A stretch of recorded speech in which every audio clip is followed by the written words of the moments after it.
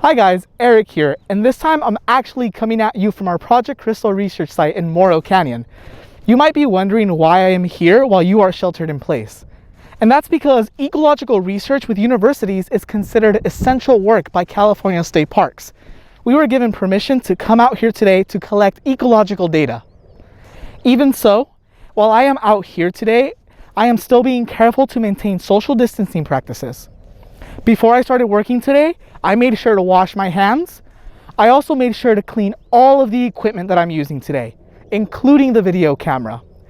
And I will clean it again once the program ends. I am using a face covering right here while I am working out in the field, and I am avoiding touching my face at all costs. I am also practicing social distancing by making sure to remain at least 6 feet from any other person around me. Since it unfortunately isn't safe for you to join us in Morro Canyon today, I'm going to start the data collection process for you. Then you'll be able to help us out by recording the data at home. Follow me and we'll get started.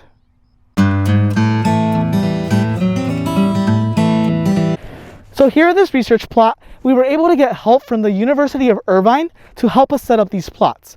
We have 10 different plots out here, and each one of them have 3 different types of treatments.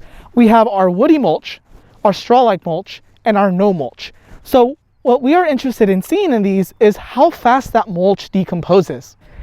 In each of these plots, you will find a mulch bag. In the mulch bag, it's got a single type of mulch in it, in which we will be recording the data of how fast it decomposes. So how do we do that? When we initially put these bags out, we were able to weigh how much mulch is in there without the cage, and then we put the cage on there, weighed it again to see how much it weighed in total. Next, what we're going to do is we're actually going to come back out here and collect data for you guys. And in this data set, I will be weighing this bag, we will get a new mass, and then you guys can tell us whether the mulch has been decomposing or whether there's been some mass added on for some reason. So how do we do that?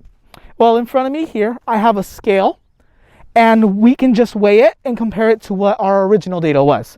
So first off, when I use the scale, I want to make sure that it is set to 0.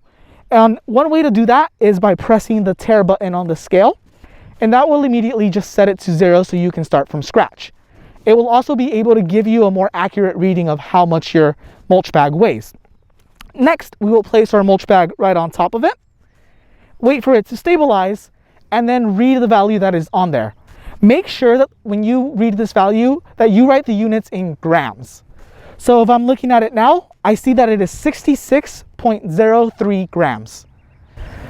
So the last piece of data that we are collecting is soil moisture, or how much water is inside of our soil. The reason we want to collect this is because we want to know if the mulch type affects how much water we're going to have in our soil and whether that will help our plants grow. So in order to do that, we have a fancy machine called the soil moisture sensor. So I am going to turn on the soil moisture sensor, and it is going to give me a few pieces of data. Right now it is currently empty and it's just reading zeros on everything. But what I could do is I have these prongs on this side. I could put these prongs down at the bottom into the soil, just dig them in there deep, press the OK button, and this will give me a reading of how much moisture is in the soil. So right now my reading is 39.1%. That tells me that the composition of the soil is 39.1% water. You guys will be able to look at this data and help us compare how much moisture is within the soil at each of these treatments. Great.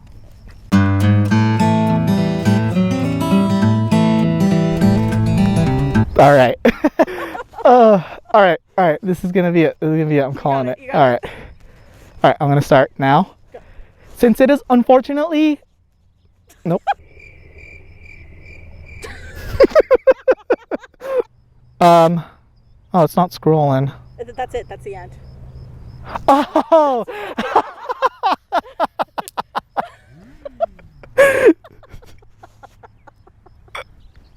Being inside makes you loopy.